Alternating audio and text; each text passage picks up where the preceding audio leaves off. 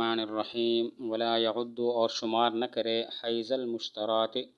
خریدی ہوئی باندی کا حیز فی العدت عدت میں فی المدت مدت میں من استبراہا وہ شخص کے جو اس کا استبراء کرے این اشترا امتم بالخیار یعنی خریدا باندی کو خیار کے ساتھ فحازت فی ایام الخیار پس اس کو حیض آ گیا خیار کے دنوں میں فہذہ الحیضۃ تو یہ حیض لا تعد من الاستبراء شمار نہیں کیا جائے گا استبراء میں سے عند ابی حنیفہ رحمہ اللہ تعالی امام صاحب کے نزدیک لأن الاستبراء اس لیے کہ استبراء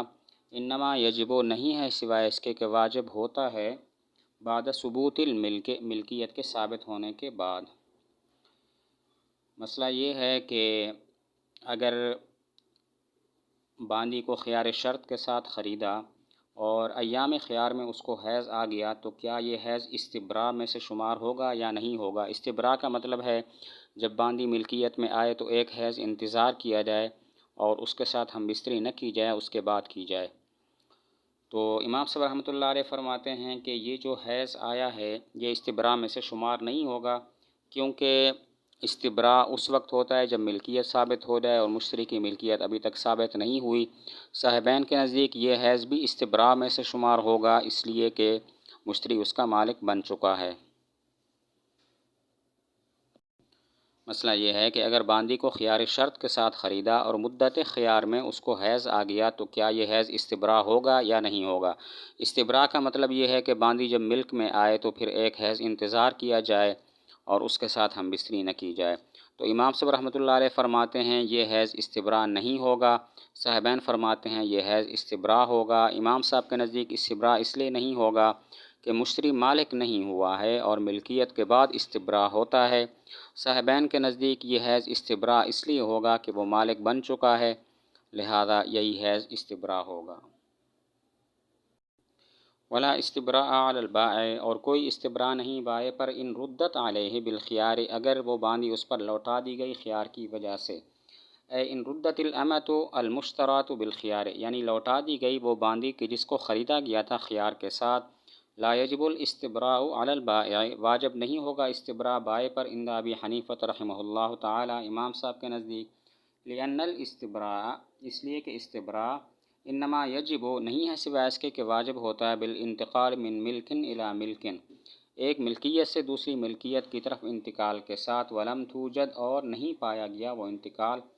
عند ابی حنیفہ رحمہ اللہ تعالی امام صاحب کے نزدیک حیث لا یملکہ المشتری اس طور پر کہ مشتری اس کا مالک نہیں ہے۔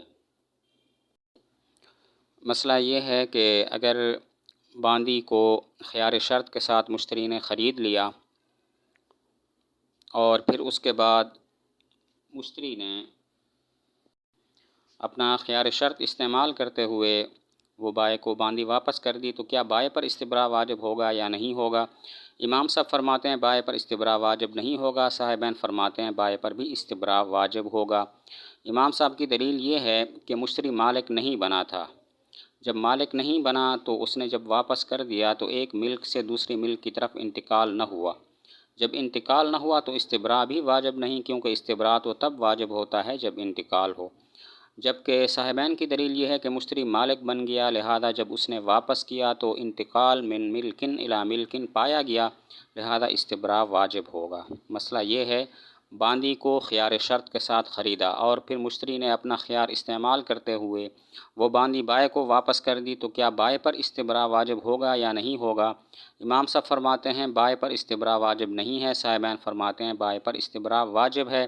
امام صاحب کی دلیل یہ ہے کہ مشتری خیار کی وجہ سے مالک نہیں بنا، جب اس نے واپس کر دی تو ایک ملک سے دوسرے ملک کی طرف انتقال نہیں پایا گیا، جب انتقال نہیں ہے تو استبراء بھی واجب نہیں ہوگا، کیونکہ استبراء تو تب ہوتا ہے جب انتقال من ملکن الی ملکن ہو۔ جبکہ صاحبین کی دلیل یہ ہے کہ مشتری مالک بن گیا تھا، لہذا جب واپس کیا تو انتقال من ملکن الی ملکن ہو گیا تو استبراء بھی واجب ہوگا۔ ومن ولدت اور جس باندی نے بچہ جنا فی المدت مدت میں بالنکاح نکاح کی وجہ سے لا تصیر ام ولد لہو تو نہیں ہوگی وہ اس کی ام ولد، لا تصیر ام ولد لہو تو نہیں ہوگی وہ اس کی ام ولد۔ ان اشترى زوجته بالخیار یعنی خریدا اپنی بیوی کو خیار کے ساتھ، فولدت فی ایام الخیار، تو اس نے بچہ جنا ایام خیار میں، فی ید البائع، بائع کے قبضہ میں، لا تصیر ام ولد للمشتری، تو نہیں ہوگی وہ ام ولد مشتری کی، فیملک الرد، پس وہ مالک ہوگا واپس کرنے کا، عند ابی حنیفہ رحمہ اللہ تعالی، امام صاحب رحمۃ اللہ علیہ کے نزدیک، وَإِنَّهُمَا تَصِيرُ أُمَّ وَلَدٍ، وہ ہو جائے گی اس کی ام ولد، لِأَنَّهَا وَلَدَتْ فِي مِلْكِ المشتری، اس لیے کہ اس نے بچہ جنا ہے مشتری کی ملک میں، فلا یملک الرد، پس وہ مالک نہیں ہوگا واپس کرنے کا۔ مسئلہ یہ ہے کہ اپنی بیوی کو جو کہ غیر کی باندھی تھی خرید لیا اور خیار شرط اپنے پاس رکھا، اور ابھی تک وہ بائع کے قبضہ میں تھی کہ اس بیوی کا بچہ بھی پیدا ہو گیا، تو اب کیا ہوگا؟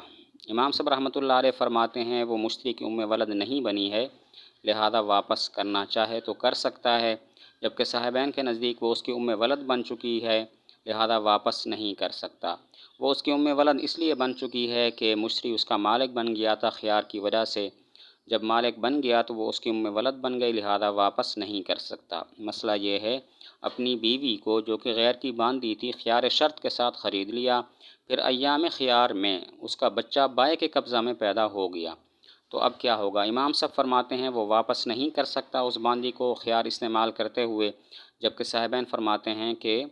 امام صاحب رحمۃ اللہ علیہ فرماتے ہیں وہ خیار استعمال کرتے ہوئے واپس کر سکتا ہے، جبکہ صاحبین فرماتے ہیں نہیں کر سکتا۔ امام صاحب رحمۃ اللہ علیہ اس لیے فرماتے ہیں کہ چونکہ مشتری مالک نہیں بنا، لہذا وہ اس کی ام ولد نہیں بنی، جب وہ اس کی ام ولد نہیں بنی تو واپس کر سکتا ہے۔ صاحبین کے نزدیک وہ واپس اس لیے نہیں کر سکتا کہ مشتری خیار کے باوجود مالک بن گیا تھا، تو بچے کی پیدائش مشتری کی ملک میں ہوئی، وہ اس کی ام ولد بن گئی، اور ام ولد کو واپس نہیں کیا جا سکتا۔ وَإِنَّمَا قُلْنَا، اور نہیں ہے سوائے اس کے کہ ہم نے کہا، فی ید البائع، بائع کے قبضہ میں، حتیٰ لو قبض المشتری، حتیٰ کہ اگر قبضہ کر لیا مشتری نے، ولدت فی یدہ، اور اس نے بچہ جنا اس کے قبضہ میں، تصیر ام ولد لہو، تو وہ ہو جائے گی اس کی ام ولد بالاتفاق، لأنہا تعیبت بالولادت، اس لیے کہ وہ عیبدار ہو گئی ولادت کی وجہ سے، فلا یملک الرد، پس وہ مالک نہیں ہوگا واپس کرنے کا، فصارت ملکا للمشتری، پس وہ ہو گئی مشتری کی ملک، فالولادت وقعت فی ملک المشتری، پس ولادت واقع ہوئی مشتری کی ملک میں، لا فی ملک ہی، نہ کہ بائع کی ملک میں، فتصیر ام ولد لہو، تو وہ ہو جائے گی اس مشتری کی ام ولد۔ فی ید البائع کا فائدہ بیان کیا ہے کہ اگر مشتری نے خیار شرط کے ساتھ اپنی بیوی کو خرید لیا جو کہ غیر کی باندھی تھی، اور اس پر قبضہ بھی کر لیا، اور مشتری کے قبضہ میں ہی اس کا بچہ پیدا ہو گیا، تو بالاتفاق وہ اس کی ام ولد بن جائے گی، لہذا واپس نہیں کر سکے گا۔ فی ید البائع کی قید کا فائدہ یہ ہے کہ اگر مشتری نے خیار کے ساتھ اپنی بیوی کو جو کہ غیر کی باندھی تھی خرید لیا، اور مشتری کے قبضہ میں ہی اس کی پیدائش ہو گئی، اس نے بچہ جن لیا، تو بالاتفاق وہ اس کی ام ولد بن جائے گی، لہذا واپس نہیں کر سکے گا۔ اس کی وجہ یہ ہے کہ جب مشتری کے قبضہ میں ولادت ہوئی ہے تو وہ ولادت کی وجہ سے وہ عیبدار ہو گئی، جب عیبدار ہو گئی تو مشتری اب واپس نہیں کر سکتا، وہ مشتری کی ملک بن گئی، اور بچے کی پیدائش مشتری کی ملک میں ہوئی ہے، بائع کی ملک میں نہیں ہوئی، لہذا وہ مشتری کی ام ولد بن جائے گی۔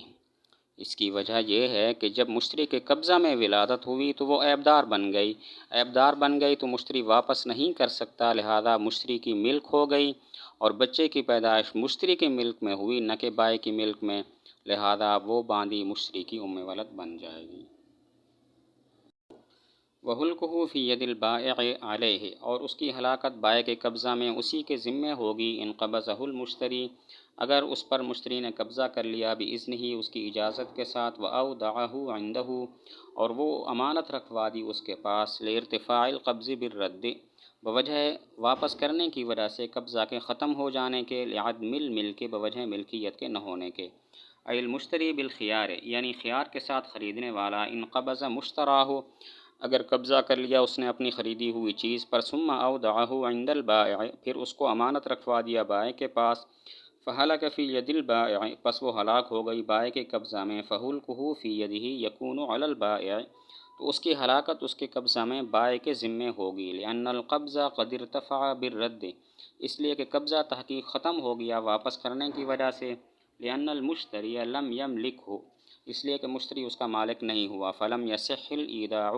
پس صحیح نہیں ہے امانت رکھوانا،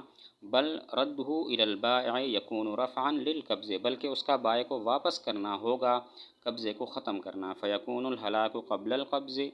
پس ہلاکت قبضہ سے پہلے، علی البائع، بائع کے ذمے ہوگی۔ وعندہما لیکن لما ملکہ المشتری، اور صاحبین کے نزدیک لیکن چونکہ اس کا مالک ہو گیا مشتری، صح ایداعہ، صحیح ہے اس کو امانت رکھوانا، ولم یرتفع القبض، اور قبضہ ختم نہیں ہوا، فکأنہ ہلک فی ید المشتری، پس گویا کہ وہ ہلاک ہو گئی مشتری کے قبضہ میں، فیکون الہلاک من مالہ، تو ہلاکت ہوگی اس کے مال سے۔ وہلکہ فی ید البائع، مشتری نے خیار شرط کے ساتھ کوئی شے خریدی اور اس پر قبضہ کر لیا، پھر وہی چیز بائع کے پاس امانت رکھوا دی اور بائع کے قبضے میں وہ چیز ہلاک ہو گئی، تو اس ہلاکت کا ذمہ دار کون ہوگا؟ خیار شرط کے ساتھ مشتری نے کوئی شے خریدی، اس پر قبضہ کر لیا، پھر وہی چیز بائع کے پاس امانت رکھوا دی اور بائع کے قبضہ میں وہ چیز ہلاک ہو گئی، تو ہلاکت کا ذمہ دار کون ہوگا؟ امام صاحب رحمۃ اللہ علیہ فرماتے ہیں ہلاکت کا ذمہ دار بائع ہوگا، صاحبین فرماتے ہیں ہلاکت کا ذمہ دار مشتری ہوگا۔ امام صاحب رحمۃ اللہ علیہ کی دلیل یہ ہے کہ مشتری مالک نہیں ہوا، لہذا جب مشتری نے امانت رکھوا دی وہی چیز بائع کے پاس، تو اس کا جو قبضہ تھا وہ ختم ہو گیا۔ جب قبضہ ختم ہو گیا تو چونکہ یہ مالک نہیں تھا تو امانت رکھوانا بھی ٹھیک نہیں تھا، بائع کو واپس کرنا گویا کہ اپنا قبضہ ختم کرنا تھا، تو یہ ایسے ہوا جیسا کہ قبضہ سے پہلے ہلاکت، مشتری کے قبضہ سے پہلے ہلاکت۔ مشتری کے قبضہ سے پہلے ہلاکت ہو تو ذمہ دار بائع ہوتا ہے، اس صورت میں بھی ذمہ دار بائع ہوگا۔ امام صاحب رحمۃ اللہ علیہ کی دلیل یہ ہے کہ مشتری مالک نہیں ہوا تھا، لہذا اس کا امانت رکھوانا بھی ٹھیک نہیں تھا۔ یہ صرف اتنا تھا کہ بائع کو جو اس نے وہ چیز لوٹا دی تو اپنا قبضہ ختم کر دیا، تو گویا کہ بائع کے قبضہ میں ہی ہلاک ہو گئی، اور یہ گویا کہ یہ ہلاکت قبضہ سے پہلے ہے، اور مشتری کے قبضہ سے پہلے اگر ہلاکت ہو ذمہ دار بائع ہوتا ہے، لہذا یہاں پر بھی ذمہ دار بائع ہوگا۔ صاحبین کی دلیل یہ ہے مشتری مالک ہو گیا تھا، لہذا اس کا امانت رکھوانا ٹھیک تھا، لہذا مشتری کا قبضہ ختم نہیں ہوا، یوں سمجھیں گے مشتری کے قبضہ میں ہی ہلاکت ہوئی ہے، لہذا ذمہ دار بھی مشتری ہوگا۔ صاحبین کی دلیل یہ ہے مشتری مالک ہو گیا تھا، لہذا اس کا امانت رکھوانا بائع کے پاس یہ بالکل ٹھیک تھا، اور امانت کی وجہ سے قبضہ ختم نہیں ہوتا، گویا مشتری کے قبضہ میں ہی وہ چیز ہلاک ہو گئی، لہذا ذمہ دار بھی مشتری ہوگا۔